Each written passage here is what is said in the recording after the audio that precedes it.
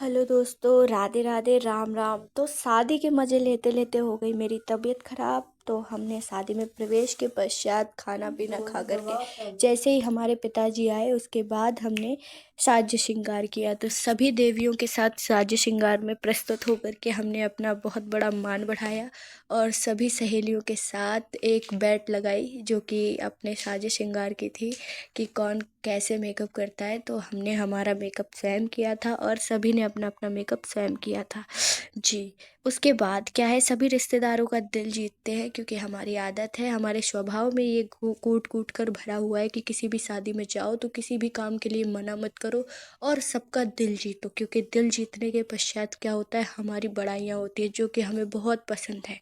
तो हम अपनी बड़ाइयों के खातिर जी जान लगा कर मेहनत करते हैं किसी भी शादी में। तो मैंने बहुत सारा काम भी किया, सभी की हेल्प की, सभी को साज श्रृंगार करवाया और सब जिसने जो मतलब उस लायक नहीं था कि नीचे जाए खाना खाने के लिए तो उन तक खाना भी पहुंचाया। और उसके पश्चात हमने 2-3 पोजेस क्लियर किए। पोजेस क्लियर करने के बाद बहुत सारी पिक्चर्स ली।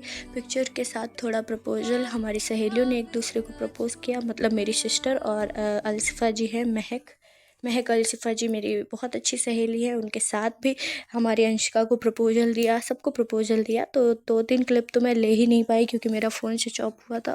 और फ़ोन स्विच ऑन होने के बाद जैसे ही मैंने फिर से अपना स्टार्ट कर दिया ब्लॉगिंग करना। तो आप सब जानते हैं कि मैं ब्लॉग करती हूँ और ब्लॉगिंग के साथ साथ बहुत सारी चीज़ें करती हूँ।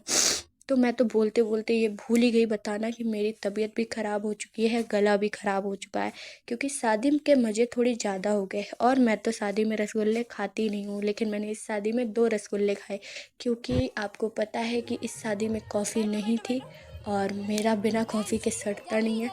अब जहाँ कॉफ़ी नहीं थी तो हमें रसगुल्लों से काम चलाना पड़ा क्योंकि चाय के तो हम इतने आदी है नहीं।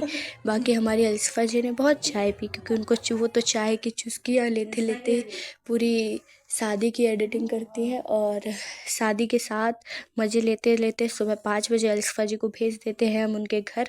और फिर हम सारे लोग बड़ी मस्ती के साथ फिर से लग जाते हैं दूल्हे के सेहरे के साथ छेड़छाड़ करने में। तो दूल्हे के सेहरे के साथ छेड़छाड़ सभी लड़कियां करती है, यहाँ पर कोई कर नहीं रहा था तो मैं ही थी तो मैंने कर ली।